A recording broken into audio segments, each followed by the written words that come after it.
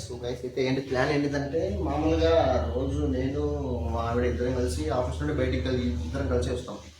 So అయితే ఈరోజు మార్గం మధ్యలో నన్ను బిర్యానీ చెప్పమని చెప్పేసి పంపించింది. నేను ఎక్స్పెక్ట్ చేసిన ఈరోజు వ్యాలంటైన్స్ డే కదా, సో మేబీ ఏమైనా సర్ప్రైజ్ ఉంటుందని చెప్పేసి ఐ ఎక్స్పెక్టెడ్. మొత్తానికి అయితే సరే ఇది ఇంటికి ఇంత చూద్దామని చెప్పేసి వచ్చిన. ఇంకా ఫ్రెష్ అప్ వచ్చిన తర్వాత చూసిన మన ల్యాప్టాప్ చూసింది ఏదో చూద్దామని చూస్తే ఏదో చాకటి కనిపించింది.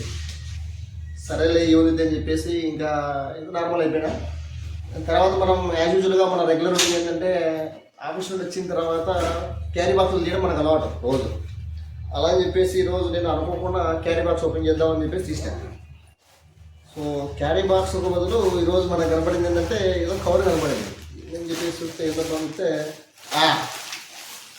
ఈరోజు మనకు నచ్చింది ఏదో మనకు మంచిగా వ్యాలంటైన్స్ డే సర్ప్రైజ్ కావచ్చు మేబీ ఇది.